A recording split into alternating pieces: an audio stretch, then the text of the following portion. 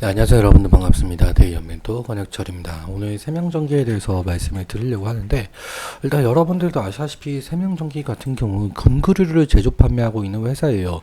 그래서 이 세명전기의 모멘텀이라고 한다면 이 전력 인프라만 구축이 중요하다라고 볼 수가 있을 것 같은데, 그래서 오늘 이 세명전기의 모멘텀이 어떤 것들이 있는지 좀 살펴보면서 얘기 나눠보도록 하겠습니다. 그리고 마지막에 가서는 이 주가적인 측면, 이 차트 보면서 말씀을 드리려고 하니까요. 끝까지 시청해주시면 정말 감사할 것 같고, 그리고 여러분들께서도 이 세명전기에 대해서 궁금하신 점이 있다고 한다면 꼭 댓글 남겨주셔가지고 제가 그 댓글을 하나하나 읽어보면서 답변 해드리도록 할 테니까 꼭 남겨주시면 정말 감사할 것 같습니다. 그럼 바로 본론으로 들어가 보도록 할게요. 일단 먼저 이 세명전기가 어떠한 사업을 하고 있는지 좀 살펴보자면, 이런 사업을 하고 있대요. 그런데 여기 특이한 게 이 금구류 품목에 대해서 비율이 99.5% 차지하고 있는 상황입니다. 그러니까 이 99.5%를 차지하고 있다 보니까 이 금구류에 대한 모멘텀 알아야 되겠죠.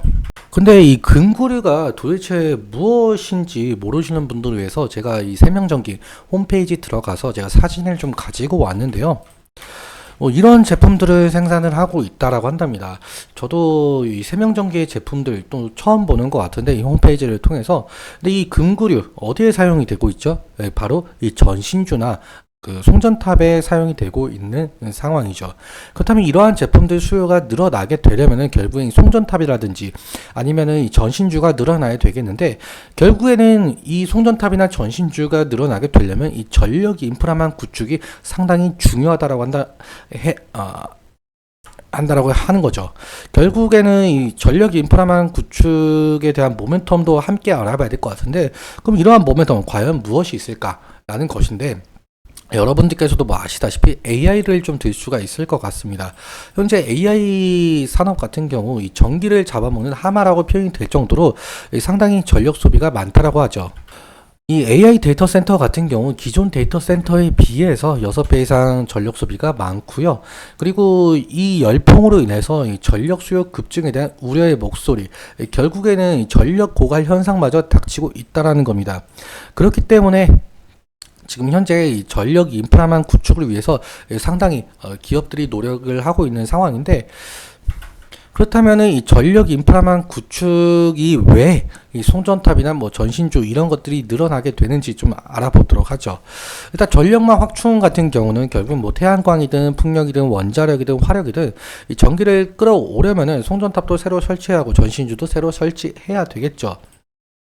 그렇다면 왜 이 송전탑을 새로 설치해야 할까인데, 이 전기는 이 발전소에서 만들어지면서 이 가정이나 회사까지 오게 되는데, 이러한 과정을 거치게 된다고 한답니다. 상당히 복잡한 과정이죠. 다시 말해서 이러한 전력 인프라만 구축에는 상당히 많은 전신주나 송전탑이 건설이 될 수밖에 없다. 그렇기 때문에 이 전력 인프라만 구축으로 인해서 이 세명전기 아까 보셨던 제품들 수요가 늘어날 전망이 있다라는 거죠. 그리고 또 한 가지가 더 있는데요. 바로 한전의 41조 원 인리 송전망 구축 사업이라고 말씀을 드릴 수가 있을 것 같아요. 지금 한전에서 자바와 수마트라를 연결하는 이러한 구축 사업을 추진 중에 있다고 하는데, 지금 저희가 좀 자세하게 바라봐야 될 단어가 있는데 바로 이 부분인 것 같습니다. 초고압 직류 송전 을 볼 수가 있을 것 같은데, 왜 세명전기가 이러한 것들에 연관이 되어 있는지 알아보자면, 세명전기는 이 500kV짜리 초고압 직류 송전 이 금구류를 개발했다고 한답니다. 그러니까 이 한전에서 하는 사업을 이 세명전기에 이 금구류가 들어갈 가능성이 있다라는 거죠. 그렇기 때문에 주가 상승의 모멘텀이 나오면서 실제로 세명전기 주가 상당히 상승했던 모습을 확인할 수가 있을 것 같고요. 그다음 우리는 이 주가적으로 어떻게 대응을 해야 될 것인지 좀 알아보자면, 오늘의 흐름 약 3% 정도 상승을 하고 있고요. 근데 사실 지금 10일 이평선을 돌파를 해주지 못하는 흐름을 좀 가져오고 있는 것 같아요. 그러니까 이 저항대 부근이 10일 이평선 부근이 될 가능성이 상당히 높다라는 거죠. 그러니까 이 부근을 좀 돌파를 해준다고 한다면 다시금 이 7월 10일 가격대까지 올 가능성은 좀 염두에 두시면 좋을 것 같고요. 그렇다면 만약에 하락을 한다고 한다면 우리가 봐야 될 이 지지라인이 도대체 어디일까라는 것인데, 일단 5일 이평선과 3일 이평선을 좀 들 수가 있을 것 같습니다. 이 부분. 만약에 이 부분을 이 가격 레인지를 이탈하게 된다고 한다면 2차적인 지지 라인 같은 경우 딱 이 120일 이평선 부근이 될 가능성이 높을 것 같은데요. 만약에 120일 이평선 부근까지 이탈을 하게 된다고 한다면 리스크적인 관리는 필요할 수 있을 것으로 보이고 있죠. 그리고 여러분들도 아시다시피 이번 주 월요일에 상당히 하락을 한 바가 있었는데 이 저가 부근이 15% 그리고 종가는 9% 마감을 한 모습을 보여주고 있어요. 사실 세명전기뿐만 아니라 다른 모든 종목들이 그때 상당히 하락을 했었죠. 그때 코스닥이 마이너스 14%까지 빠진 바가 있었고, 그리고 코스피 같은 경우 마이너스 10%까지 서킷 브레이커까지 나온 상황이다 보니까 세명전기도 거기에 영향이 갔었다라고 볼 수가 있을 것 같습니다. 어제와 오늘의 흐름, 코스피와 코스닥 시장 흐름은 상당히 좋은 것으로 확인이 되고 있는데, 아무튼 시장이 좋다 보니까 세명전기도 이 정도 영향이 갔다라고 볼 수가 있겠죠. 그럼 수급적인 측면 잠깐 살펴보도록 할 텐데, 한 달 기준으로 좀 볼게요.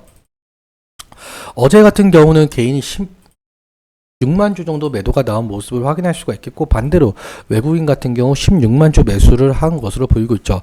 근데 특이하게 기관 같은 경우 한 달 사이에 거의 매수와 매도가 없다시피 하는 그런 거래량을 좀 보여주고 있어요.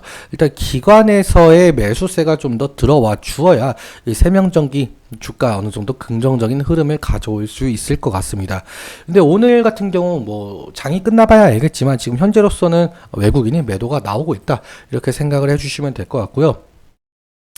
그렇다면 어느 창구에서 현재 매수와 매도가 나오고 있는지 좀 살펴보도록 할게요. 지금 한 달 기준으로 삼성증권 창구에서 누적 순매수 19만 주로 지금 1순위를 기록을 하고 있고, NH투자증권에서 16만 주로 2순위를 기록을 하고 있죠. 오늘 같은 경우는 매수량이 훨씬 더 많은 것을 확인할 수가 있을 것 같습니다.